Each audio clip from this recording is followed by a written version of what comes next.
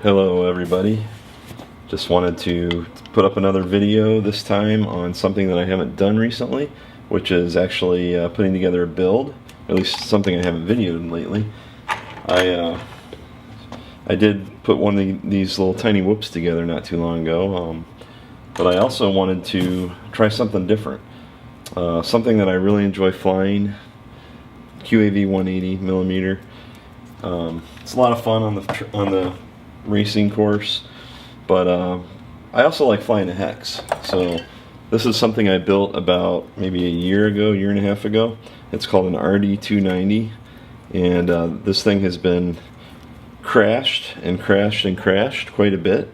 One of the problems that I have is that there are screws that are in the frame that you can see here, and the problem is with these screws is that they loosen up even if you put you know, the blue thread Loctite. So even with this stuff on it, the arms will still loosen up, and what happens is the propellers will occasionally touch each other. So this particular frame, it's like a $30, $40, you know, Chinese frame, just isn't that great. So I was getting tired of that, but I really do enjoy flying hexacopters, and the reason I enjoy them is because they have a very locked-in feeling. So I went ahead and went to the Armattan website. I had been doing some research on a better hex frame, and it was basically down to the Armattan hexacopter, and there was another one that I was looking at, like Team Black Sheep had one. But anyway, after doing some research, I ended up on the Armattan, and it's a, I'm going to go ahead and unbox it. It just came in today. All the way from Armattan, who are based out of Taiwan, apparently, or so says the label here. So one of the things that I did too is I actually cheated a little bit on this one. I didn't want to necessarily build it myself because I just got a lot going on right now, but and Armattan had a pretty reasonable option for a they call it their R&R, which is like basically a bind and fly. So here it is. This is the first time I'm seeing it, pulling it out of the box. It looks pretty slick. As you can see, it's got the orange props as well as the black on it. This is the Armattan Mini Hex V2. So what they did, they had a version 1 that was all kind of a flat top.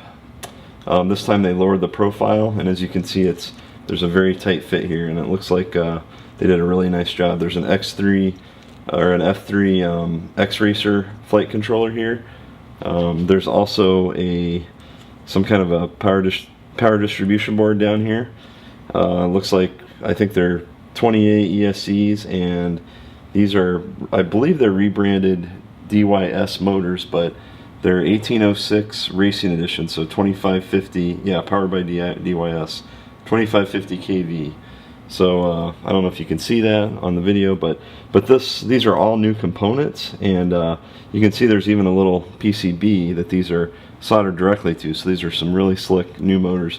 Most of the stuff on this, from what I understand, you know, is they're brand new components, or they're released recently. So Armattan actually had a little bit of a challenge. They told me that in order to put these motors on, they had to drill some of the holes because they're all going to the M3 screws, and this frame is designed for M2, so no big deal for me. It took them a little extra time, but it was awesome that they did that. The other thing is that as you can see, this is a unibody frame, so there are no screws in the frame that I'm going to have to worry about in a crash. The other thing I like about Armattan is that this frame and all their frames have lifetime warranties, so even if I get it in a bad crash, no problem. I'm told that they're going to be able to replace that frame. So hoping that doesn't happen, but I do fly pretty crazy, so you never know. The other nice thing I like about this frame is that we've got this little cage here for FPV, and there's it appears to be some nylon screws maybe, or actually they're metal. So some metal screws, and what I'm going to do is, my understanding is the HS1177 will fit in here, as well as the Runcam Owl, which I think is what I've got on it. I usually do put the Runcam Swift, not the Owl. So I went ahead and ordered one of those. I got the regular version because I am going to plan on flying this at night, so the IR is not blocked. Usually I do the HS1177 blocked, and that's what I've got on all my other quads. So anyway, we'll see how this goes.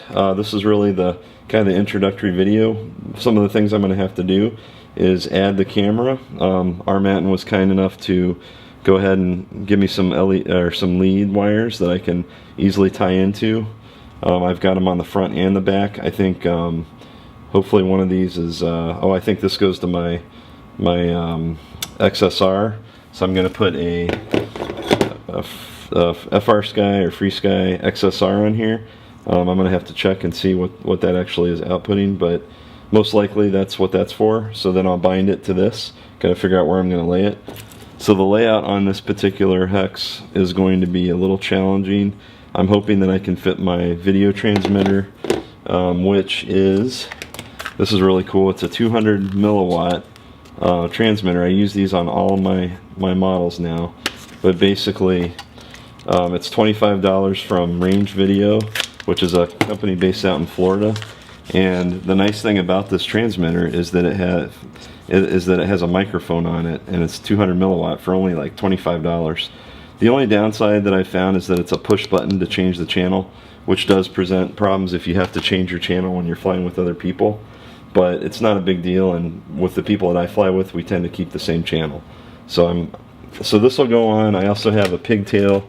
Looks like I'll be able to mount the antenna here if I'm lucky. So I'll probably put the VTX and the antenna here, and I've got a little bit of a pigtail to do that with. I may not even need to use the pigtail, but we'll get in there and play around with it. The other thing is I'm going to be using these Turnigy Nano-tech 1.3 4S batteries. So these are 1300 milliamp.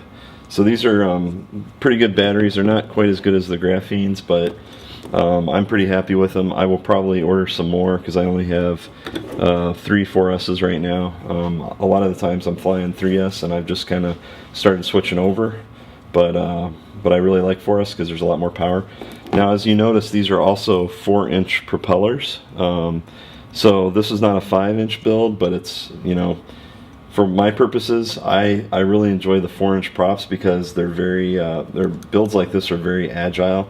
As I was mentioning earlier on my 180, I can turn corners on a dime with this, and I really have an advantage in terms of agility.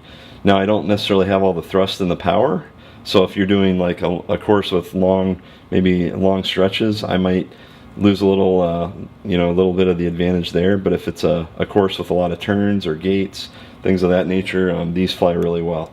So that's what I tend to fly. It's what I like. So that's what I'm going to do here. Now the bullnose, that also gives you even more advantage for the turns.